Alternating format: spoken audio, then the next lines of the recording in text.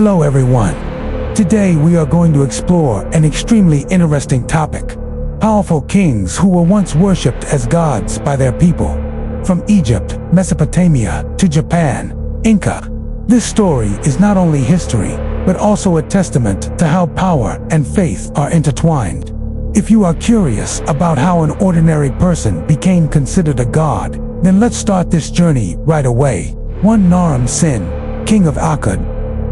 Have you ever imagined that one day, the president or a famous person suddenly declared, "I am a god, come to earth"? Sounds crazy, right? But this story really happened, and even happened more than 4,000 years ago. In an ancient civilization of mankind, Mesopotamia, the birthplace of writing and the first city, not only did he rule with an iron fist, he also arrogantly entered the ranks of the gods, transforming himself from a mortal into a living god.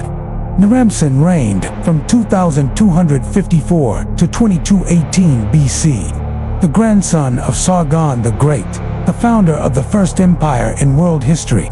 But Naram-Sin did not want to stop at just maintaining his grandfather's legacy. He wanted to go beyond, to become something greater than a king, and so he declared himself a living god. This was not the norm at the time. In Mesopotamia, kings, though considered chosen by the gods, never claimed to be gods themselves. Gods like Enlil and Inanna were divine beings who lived in temples, and humans were mere servants. Yet Naram-Sin broke this norm, a bold move, bordering on madness.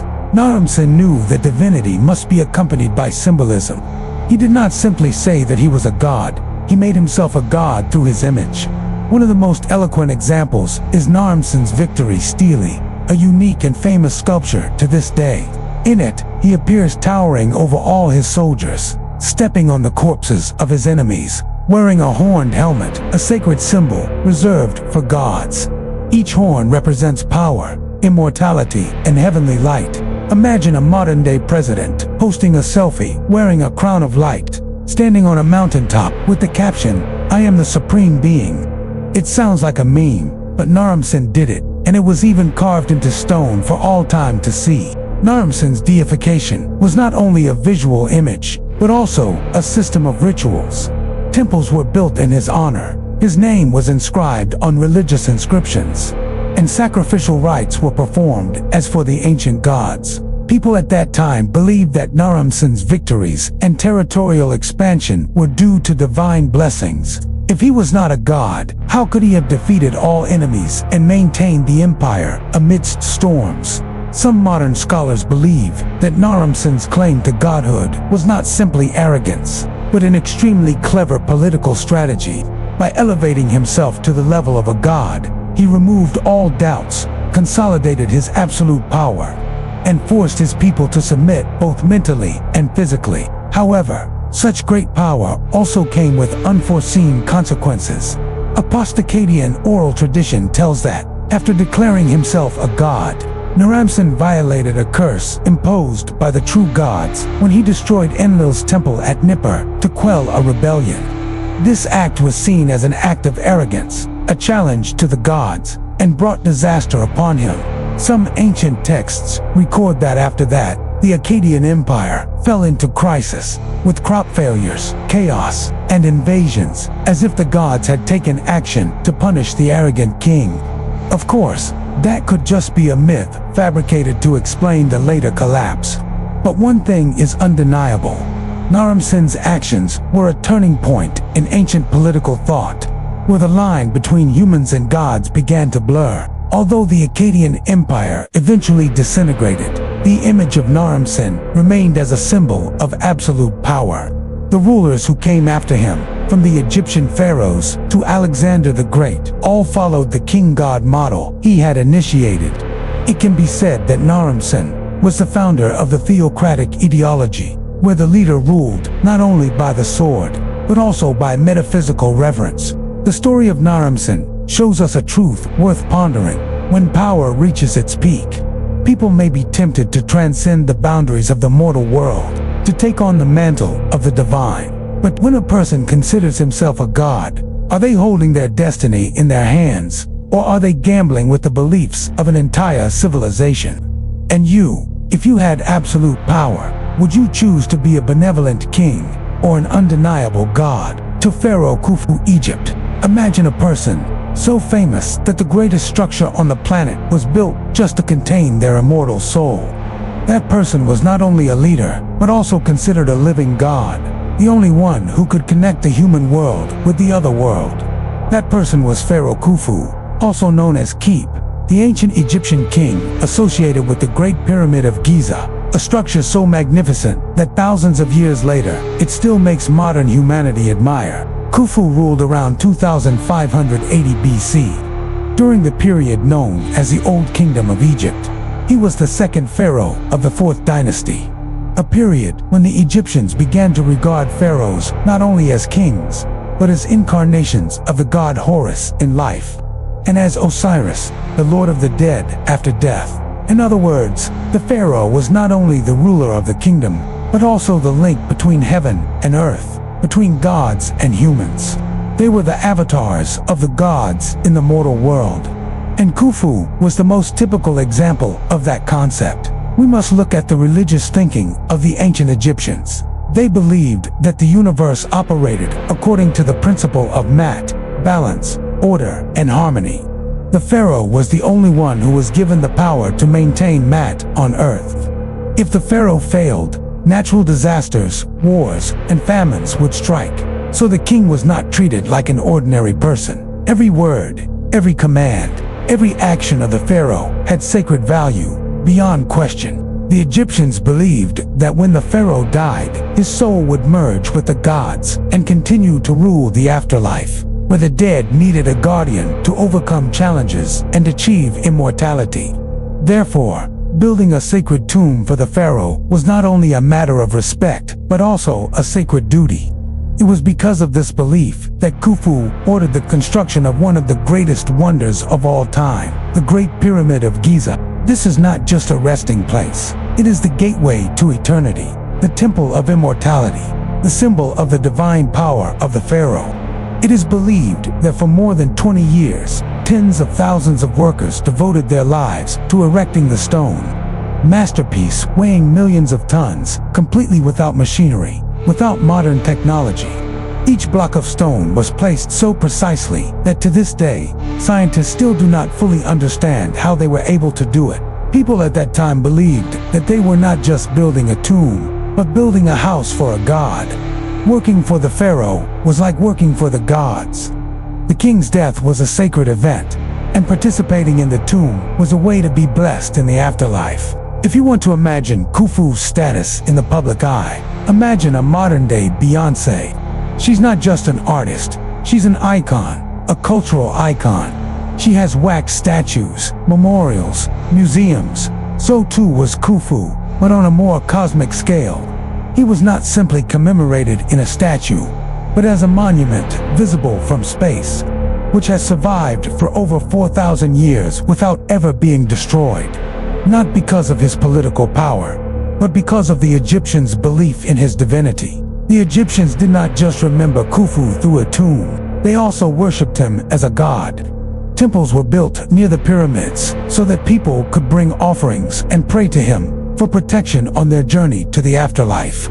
Statues depicting him were often placed in temples, with his eyes looking straight at the sun, a direct link between the human world and the divine realm. Even in ancient texts, Khufu's name is sometimes inscribed in a special form of hieroglyphics, which was reserved for gods like Ra or Osiris.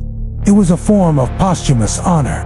It can be said that Khufu was one of the first pharaohs to make the concept of king as god become a clear and strong system. After him, a series of other pharaohs, such as Ramses II, Amenhotep III, followed, reinforcing the idea that pharaohs do not die, they become gods. Although later history viewed Khufu from many different perspectives, some said he was a tyrant, others praised him as a genius strategist. One thing is undeniable: he turned himself into a living mythological symbol, existing beyond time. The story of Khufu is not just a slice of Egyptian history, but a symbol of the human desire for immortality. We all want to leave something behind for posterity, so that our names will not be forgotten. But Khufu left more than just a name. He left a mountain of stone. And today, when you stand before the Great Pyramid of Giza, you are not just admiring a building, you are looking at the immortal soul of a god who was once a man.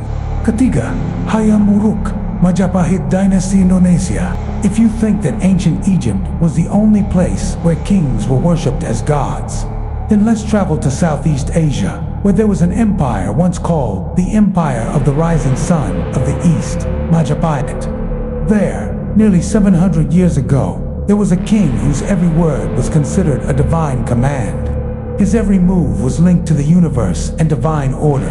His name was Hayam Wuruk, a deified king who convinced millions of people at the time that he was the incarnation of a god on earth. Before talking about Hayam Wuruk, let's imagine the Majapahit Empire. It was not a small kingdom, but a Southeast Asian superpower from the 13th to 15th centuries, controlling much of what is now Indonesia, spreading into the Malay Peninsula, the Philippines, and even reaching into parts of Cambodia and Thailand. Majapahit was powerful not only because of its military strength, but also because of its strong ideology, where the king was a symbol of the cosmic order, considered a bridge between man and the divine.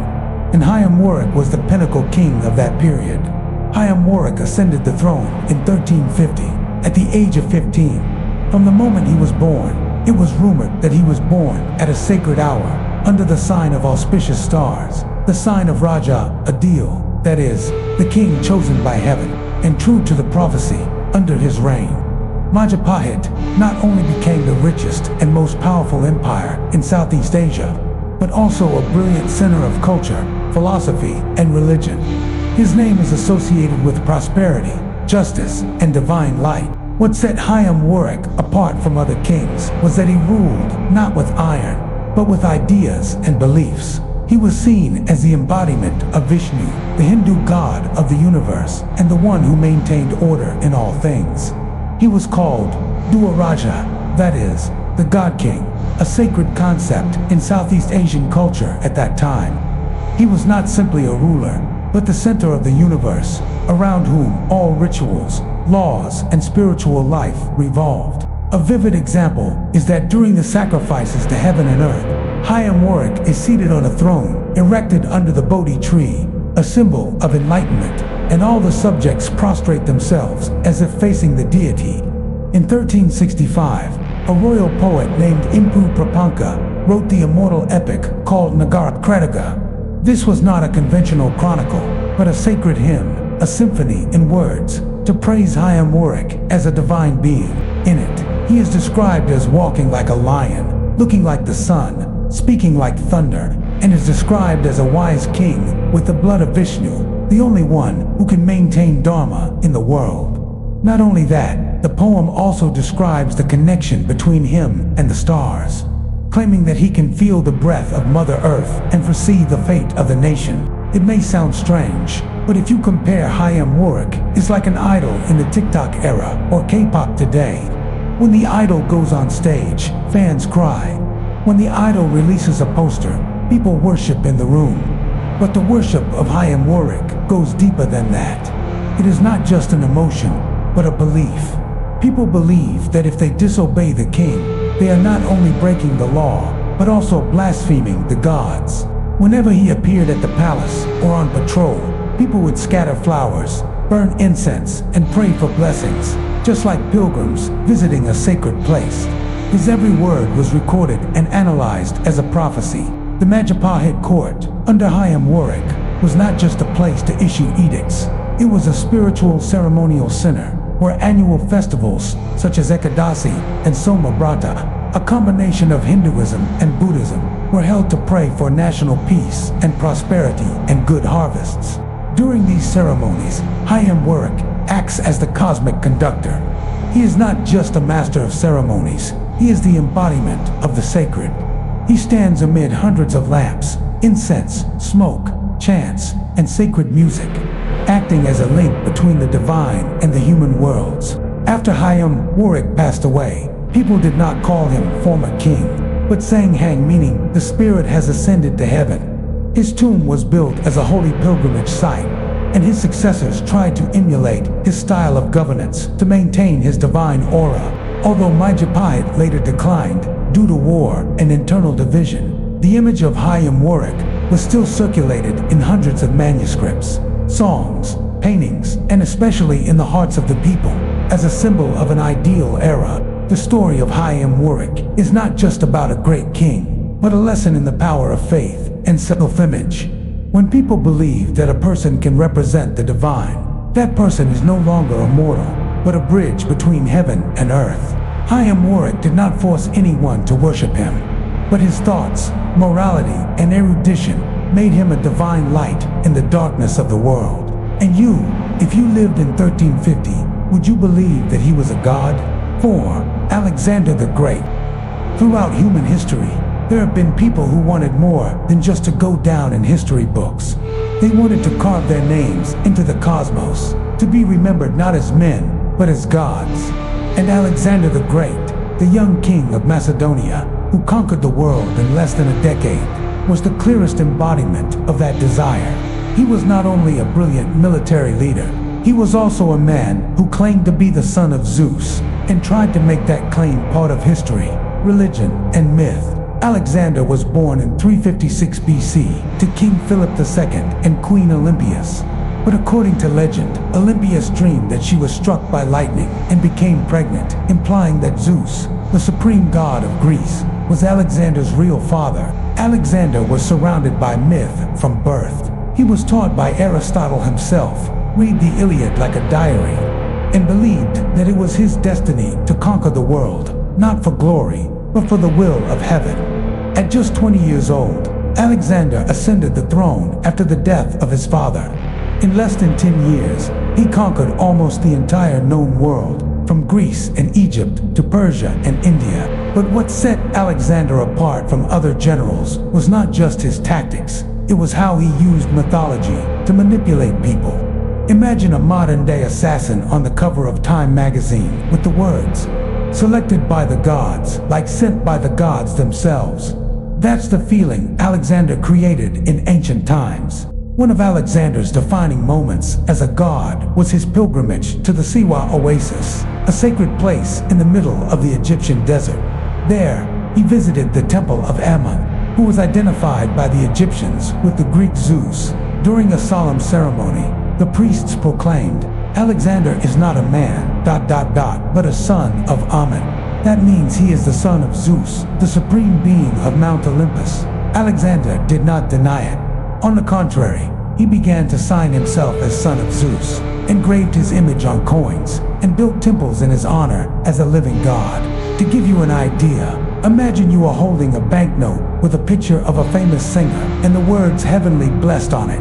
That's how Alexander used coins. He minted coins with a picture of himself wearing a horned helmet, the symbol of the god Amen, Zeus.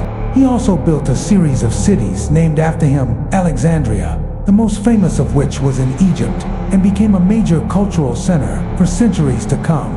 These cities were not only military outposts, but also symbols of Alexander's deification. People erected statues, worshipped him, and told legends about the god of the West who came here. Alexander understood, unifying the empire by sword would create resistance, but uniting through faith and myth would last. That is why he married a Persian princess, dressed in Persian clothing, and forced his Greek generals to learn Eastern customs. He required his courtiers to bow to him in the ritual of proskynesis, which was reserved for the gods. This was not arrogance, it was a strategy of self-deification, so that every ethnic group in the empire would acknowledge that Alexander was not a Western king. He was a common god of both the East and the West. Alexander died very young, only 32 years old. But after his death, his generals fought over his body, because whoever kept his body could claim to possess the divine soul. Finally, his body was placed in Alexandria, in a magnificent mausoleum like that of a god. People came to pay their respects, offer sacrifices, and ask for blessings as if they were real gods. His generals continued to create cults in Alexander's honor, build temples, hold festivals. From a human being, Alexander became an immortal legend, a god who was not born but built himself. You may think that Alexander was a god is just an ancient superstition. But look around you. How many historical figures have statues, are worshipped, and are given the title divine? Alexander was one of the few people who understood and used the laws of myth, communication, and symbolism more than 2,000 years ago. He did not wait to be called a god. He became one himself. Alexander's story is not just an epic tale of world conquest. It is a lesson in the power of belief, image, and legend. He was one of the few who understood it is not enough to be king of the world. You must be king in the hearts and minds of men. And so Alexander succeeded, not just with swords, but with myths. 5. Imu, Japan. Imagine a country that originated from a god, where the founder was not a politician, but a descendant of the sun god, sent to Earth to build a sacred civilization. This is no fairy tale. That is Japan, and the first emperor god in the legend was Emperor Imu. A man, or rather a living legend, started the longest dynasty in the world, the Japanese Emperor Dynasty, which lasted continuously for more than 2,600 years. According to the Kojiki and Nihon Shoki, the two oldest mythological epics in Japan, Emperor Imu was a direct descendant of the sun goddess Amaterasu, who ruled over the heavens in Shinto. It is said that Amaterasu gave her grandson, the god Ninigi, the sword Kusanagi, the jewel Yasakani, and the sacred mirror Yata, and sent him down to earth to bring the light of heaven to the human world. These are the three sacred treasures of Japan, symbols of imperial power, and were passed down to Imu, the great-grandson of Ninnoji, to begin his journey to unify Japan. The story goes that Imu left his home in southeastern Kyushu, led his army through mountains and seas, fought against local forces, and eventually established Yamato, the central land that is now Nara, the first ancient capital of Japan. He was not only a military leader, but also a symbol of cosmic harmony. It is believed that he chose the day of his coronation as the day the sun rose in the east, to show that he, a descendant of the sun goddess, had officially become the one who brings light to the world. Therefore, the day of his coronation, February 11th, is still Japan's national day, with the name Kenkoku Kine Nuhai National Foundation Day. For the Japanese, Kami is not just a god in the sky, but also a sacred spirit present in everything, from rocks, trees, to people. And Imu is a kami in human form. No one is sure whether Imu actually existed or is just a mythical figure, but the reverence for him is real, lasting for more than 20 centuries. From the royal court to the people, everyone considered him the father of the nation, the one who created the divine order between man and heaven and earth. You can imagine, Imu is like a legendary startup founder, not the type of scheming politician or fiery warrior, but the type of chosen by fate, with a mandate, protected by the gods, and inspiring the next generation. It's like how people refer to Steve Jobs as the god of Apple, but with a much deeper level of reverence. Even in modern times, the Japanese royal family still claims to be descended from Imu, and thus, indirectly, the sun goddess Amaterasu. In Shinto, Japan's indigenous religion, there is no clear distinction between humans and gods.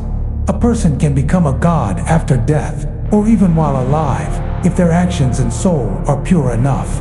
Imu, as the founder of the nation, was deified and has since become an object of worship in Shinto shrines. The most prominent is Kashihara Shrine, where Imu is said to have been enthroned. Every year, on February 11th, the Japanese emperor and hundreds of government representatives come here to make offerings and pray for the peace and prosperity of the nation. It is not only a ritual, but also an invisible thread connecting the past, present, and future of the Japanese people. Many scholars believe that Imu may have been just a symbolic figure created to unify ancient clans, but that does not diminish his value in the hearts of the Japanese. Just as we know that St. John may not have been real, but the image of a child riding an iron horse to forget himself for the sake of his country is still the immortal soul of patriotism. Imu, to not necessarily a real person. He is the collective dream of the Japanese people, a people of divine origin, a country guided by light, a civilization built on faith, order, and respect for nature. Today, the emperor no longer has political power, but remains the sacred symbol of the country. Whenever he ascends the throne, the ceremony still includes receiving 3 sacred objects: sword, jewel, mirror, symbolizing his inheritance from Imu. In every traditional festival, every time they burn incense at a Shinto shrine, every history lesson in school, the Japanese refer to Imu as the Eternal Father. In the modern world, many countries base their governments on constitutions, laws, and elections. But Japan has something special. It builds its national identity on a sacred myth where the emperor is a descendant of the gods, and the people are part of the mandate of heaven. Emperor Imu, real or not, has become the soul of Japan. Proof that every nation needs a story to believe in, to be proud of, to bond with. 6 Ramses to Egypt. Have you ever imagined that there was a man who was a king, an invincible general, an official model for the divine monument, and was also worshipped as a living god?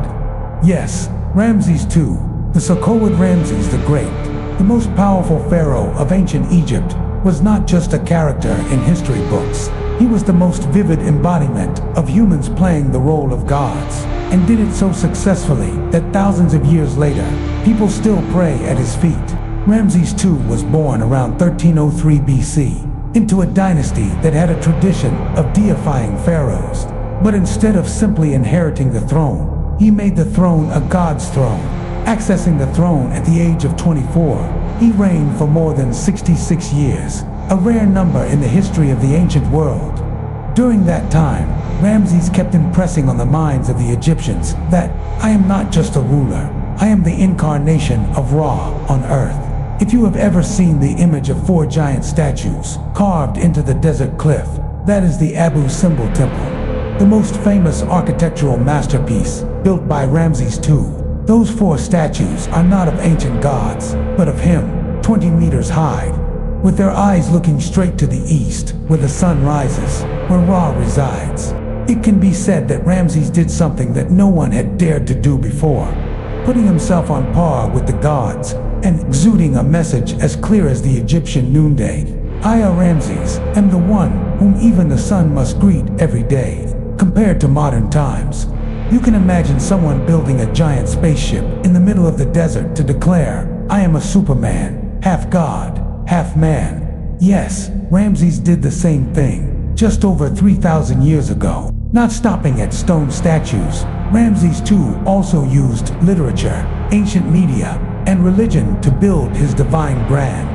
He had thousands of lines of inscriptions carved on temple walls, stone stelae, and even war trophies, praising his victory in the Battle of Kadesh, his most famous battle with the Hittites. Although the battle actually ended in a draw, the inscriptions depict Ramses as a charioteer, archer of the wind, single-handedly defeating thousands of enemies. Many poems refer to him as born of Seth, with thunderbolts in his hands, eyes burning like the sun. This is the ancient version of PR, combined with mythology, an image-building campaign that was millennia ahead of its time. Ramses II was not only worshipped, he demanded to be worshipped. He ordered his own temple to be built in the temple complexes, something very few pharaohs dared to do. Even in Luxor, the Ramesseum was not only a memorial, but also a divine cemetery, a place where rituals were performed as if they were for the gods. In ancient rituals, people offered incense, food, music, and prayers to him, just as they had done to Amen or Ra. In the Egyptian mind, Ramses was no longer a king, but a god among the people, who could hear prayers and bestow blessings. Death was not the end for Ramses. Death was simply a transformation from the living god to the immortal god. His tomb in the Valley of the Kings was built as a cosmic portal, where his soul would ascend to heaven with Ra each night, fight the darkness, and be reborn the next morning. His body was carefully embalmed, and to this day, Ramses II's mummy remains intact in the Cairo Museum, as living proof of his dream of immortality. Do you think people forgot him after he died? Not at all. For centuries afterward, Ramses' descendants continued to call him the chosen one of the gods, and many subsequent pharaohs followed his example of deifying themselves.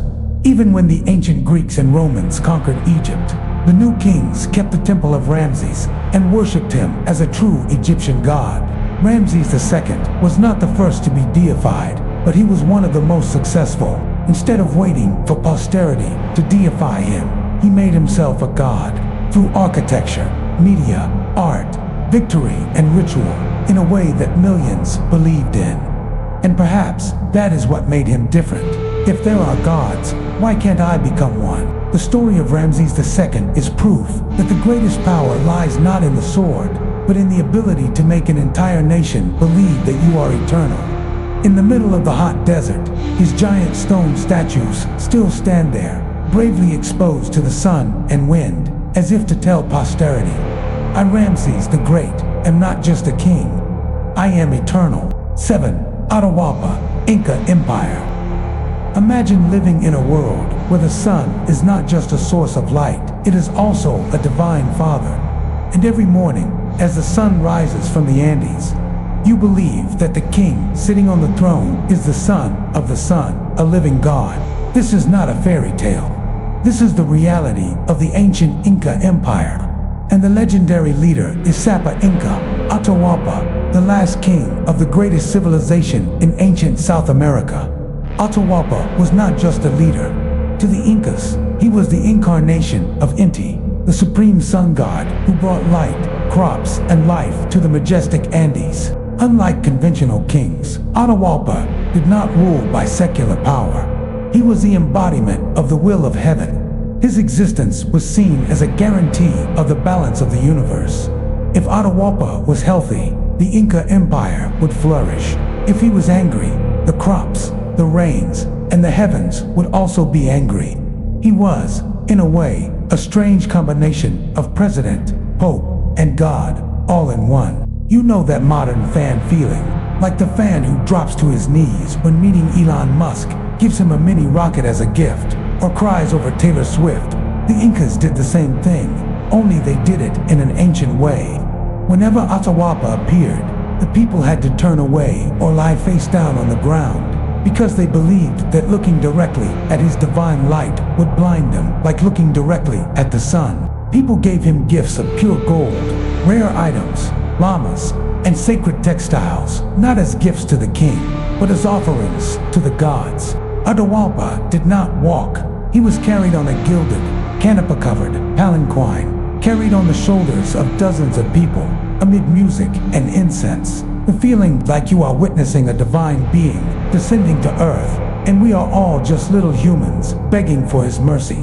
Deification did not come only from worship. It also came from rituals that were highly surrealistic, where people offered their own blood to ensure the gods were satisfied. During Atahualpa's reign, the rituals often included sacrificing precious animals such as white llamas, the mascot of the god Inti, sacrificing humans, sometimes prisoners of war, sometimes virgin girls chosen from childhood to offer to Sapa Inca as gifts to the sun god. Offerings were never money or trivial objects.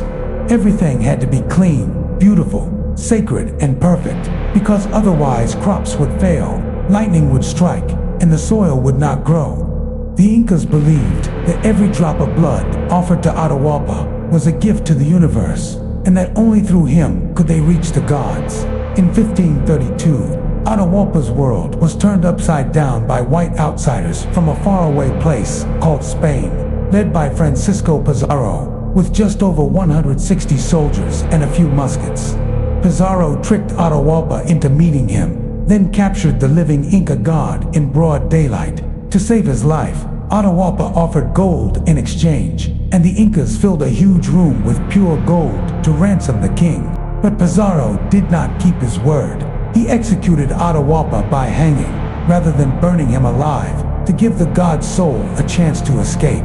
A death that shook the entire Andes. The god fell, the world fell into darkness. Atahualpa's death was not just the death of a man, it was the collapse of a belief system. A civilization that once believed that gods could walk among men. From there, the Inca Empire fell apart. The Spanish plundered, built churches over sacred temples, and wiped out the indigenous language. But in the minds of the Andean people, Atahualpa never died. To this day, in some mountainous regions of Peru and Ecuador, indigenous people still tell stories about Sapa, Inca, Atahualpa, as if he were just sleeping somewhere and would one day return, bringing lost justice, light, and sanctity. You might think stories like Atahualpa are just fairy tales, but they live on in many forms. Indigenous religions in the Andes still worship the sun, still mention his name. The annual Inti Raymi festival recreates the ancient Inca ritual with the image of Sapa Inca standing on the sacred temple, surrounded by thousands of worshippers. And above all, Atahualpa is a symbol of spiritual aspirations and justice. A god born in a human and then betrayed by humans. Atahualpa's story is not just a tragedy of an empire. It is a testament to the fact that divinization comes not from the sky, but from the faith of men. And sometimes, that faith can lead men to entrust their fate to a king, as if to the sky. A Huangdi, Emperor Huang Shi, Ancient China. Have you ever imagined if Steve Jobs, Elon Musk, and Bruce Lee were combined into one person, and then that person was worshipped as a god? What would it look like? In Chinese mythology, that person existed, and his name was Huangdi, not just a king. Huangdi was the ancestor of the Han people, the creator of civilization, the father of medicine, military, feng shui, ethics, and according to legend, the creator of the compass, writing, and the first musical instrument. And for over 4,000 years, from peasants to emperors, from philosophers to warriors, all Chinese have called him the ancestor. The Yellow Emperor is said to have been born over 4,700 years ago, in a time when history and myth blended together like waves and mist. According to legend, he was no ordinary man. His mother conceived him after seeing a golden light in the sky, and when he was born, his whole body emitted a halo. That is why he was called the Yellow Emperor, the Golden King, a symbol of light, wisdom, and life. And from there, he entered the era of the 3 sovereigns and 5 emperors, a semi-mythical period where the kings were half human and half god, both ruling the country and enlightening the people. Initially, the Yellow Emperor was just a leader of a small tribe along the Yellow River, but he did not choose to kill to expand his power. He used his intelligence, reform, and creativity to turn his tribe into the center of early Chinese civilization. He taught people to farm, grow mulberry trees, raise silkworms, make clothes, build houses. He made laws, divided the calendar, invented the chariot and the compass. Like a CEO from the Stone Age, the Yellow Emperor governed the country with a mind that was ahead of its time. If he were in the 21st century, he would probably have founded Apple, run Tesla, and written philosophical books like Lao Tzu, and still have time to invent a few more things. But to become the founder of the nation, the Yellow Emperor needed more than talent. He also had to face a mythical opponent, Qi Yu, a bloodthirsty war god who brought fierce people from the south. When the Yellow Emperor died, he was not buried in the usual way. It is said that he rode a golden dragon up to the sky, returning to the heavenly realm, continuing to protect the nation from the invisible world. Since then, he has become a national guardian deity, worshipped in temples, especially at the Emperor's tomb in Shanxi province, where every year, thousands of people flock to offer offerings and read ancestral eulogies. Can you imagine? A king who lived more than 4,000 years ago, and to this day, there is still a national ceremony every year, with the presence of high-ranking officials, the people, and even ethnic Chinese from all over the world. It's no different than the fact that America has a national holiday every year to commemorate George Washington. But to the Chinese, the emperor is more sacred than Washington, more sacred than Napoleon, because he not only founded the country, but also created their entire world. The Battle of Juelu between the Yellow Emperor and Qi Yu was not just a war. It was a battle between wisdom and strength, between civilization and chaos. It is said that the Yellow Emperor created the first compass to command troops, used flutes and gongs to transmit orders, dressed his troops in bronze armor, and even summoned the wind to disperse the fog that Qiyu created. Result, Qiyu was defeated. The Yellow Emperor became the supreme leader, unified the tribes, and opened the Chinese civilization. From then on, the Chinese people called themselves descendants of Yan Huang, descendants of the Yellow Emperor and Yan Emperor. No one is sure that the Yellow Emperor actually existed, but his legacy is real. The book, The Yellow Emperor's Inner Canon, said to have been compiled by him, is the first foundation of traditional Chinese medicine. He is said to have invented music, laws, and even social morality. Many scholars consider him a cultural ancestor, the first person to help humanity distinguish between humans and wild animals. Why is he so important? Because in every chaotic era, the Chinese people have always needed a common image to cling to. A person whose existence is not important, as long as he is big enough to be the foundation of the whole nation. The Yellow Emperor is that figure. The Yellow Emperor is not a king who kills to ascend to the throne. He is a symbol of the power of wisdom, of reform, of faith in civilization instead of chaos. He teaches us a lesson. It is not the strength of muscles, but those who use their minds to illuminate the times, who lay the foundation for the future. In today's era, amidst the chaos of the world, perhaps every nation needs an emperor, not a god, but someone who dares to think differently, do differently, and lead the nation forward with wisdom. The Yellow Emperor is not just a character in an ancient book. He is a living monument in the minds of billions of people, a fusion of history, myth, and identity. And perhaps, because of that, he will never die. Because the true God does not need to live forever. He just needs to be remembered forever. 9. Amenhotep III, Egypt. Imagine a man who was not only a king, but also had giant statues carved, magnificent temples built, was worshipped as a god, and after death, people still believed that his soul was residing in those statues. No need to imagine far. Ancient Egypt had such a figure, Pharaoh Amenhotep III, who ruled not only by power, but also by the divine aura he created for himself. Amenhotep III reigned around 1391 to 1353 BC, the golden age of the 18th dynasty of Egypt, when the empire flourished militarily, economically, and culturally.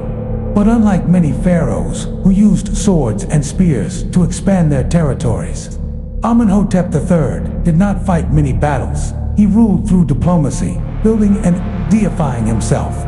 Why? Because he understood political power alone is not enough. To rule for a long time, you must enter the hearts of the people through religion and myth. Have you ever heard of Luxor, the famous sacred temple complex of Egypt? That place was once considered the gateway to heaven, where people could reach the world of the gods. And it was here that Amenhotep III built giant statues in front of the temple, symbolizing him. But they were not simply decorative statues. They were places to house his own soul when he was alive. In the Egyptian mind, statues were not just stones, but places where gods dwelled. When people bowed before Amenhotep's statue, they were not just worshiping the king. They were worshiping the living God who was enthroned before them.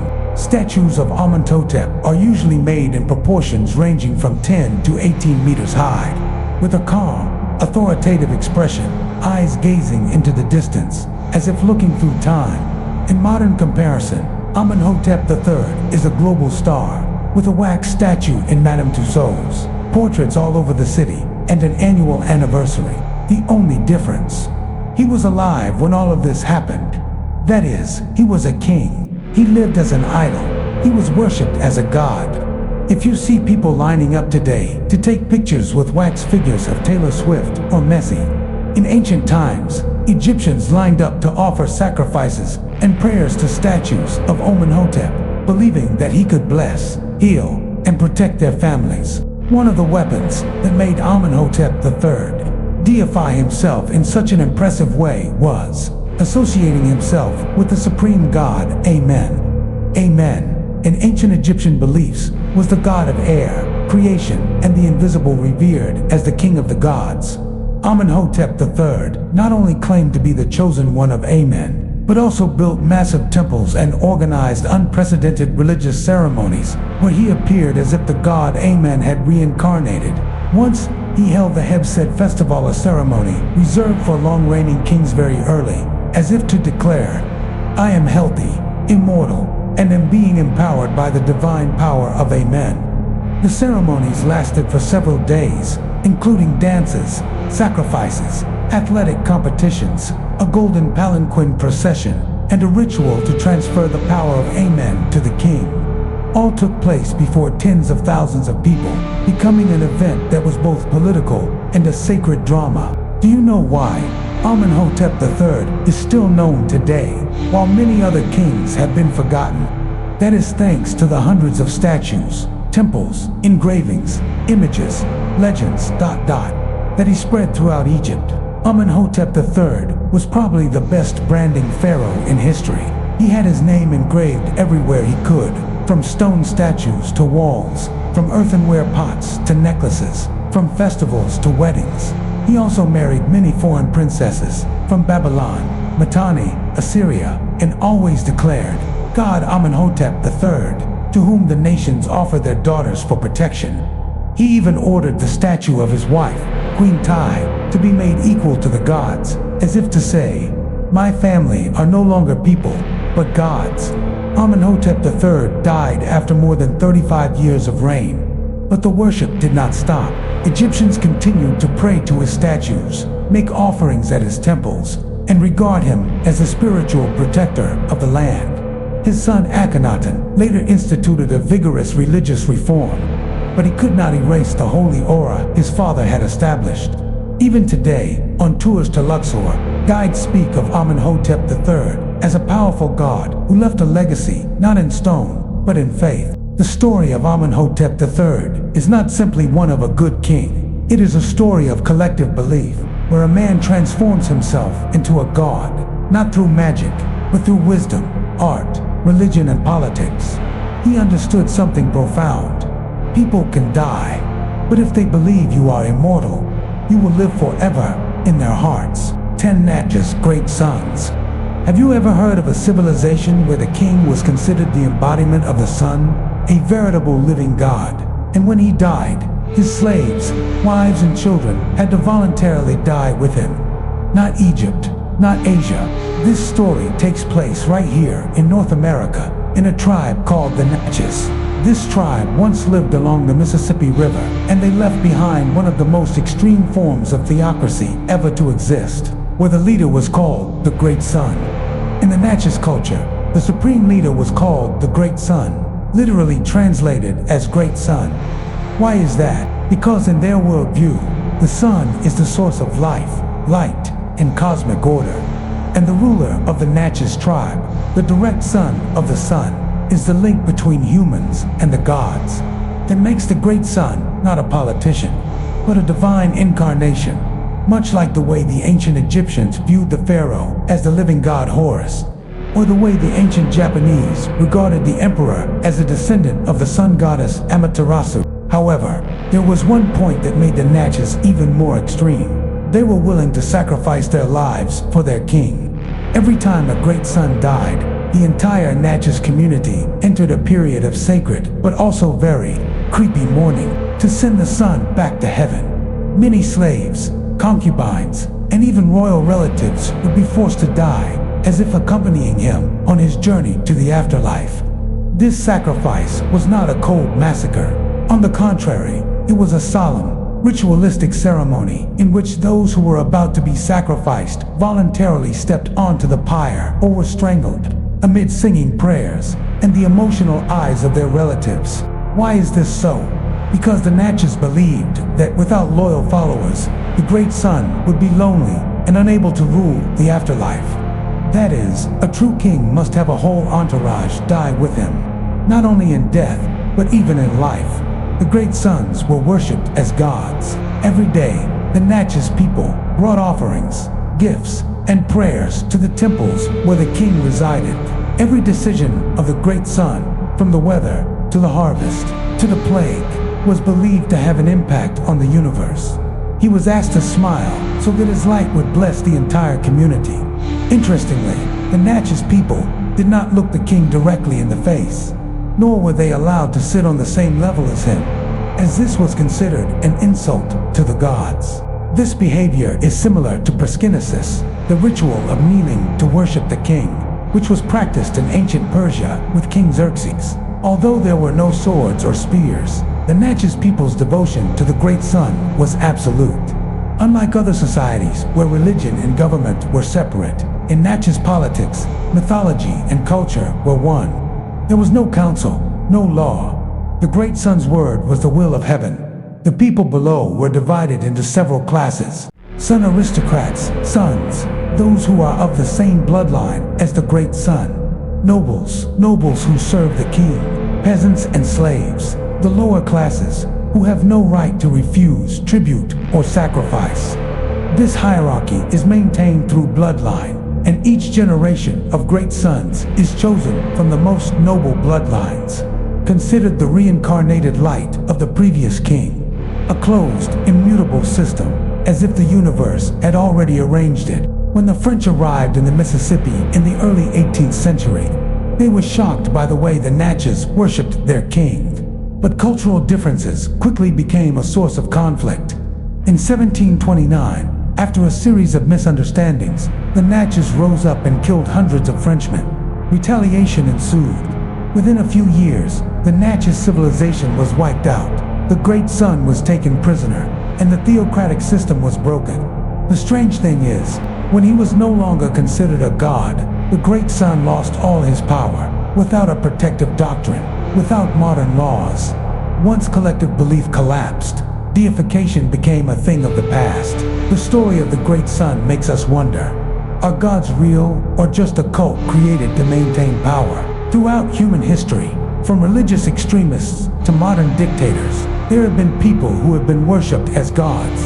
And when people are willing to sacrifice their lives for a leader, that leader does not need laws. They have faith through 10 prominent faces. I want to emphasize, the power that is covered by the divine will have a terrible spreading power. In the past, it was a temple, a myth. Today, it is a showbiz idol, an inspirational CEO. What is important is how they maintain worship, both material and spiritual. If you are interested, click like, subscribe and comment which divine king impresses you the most. See you in my next video.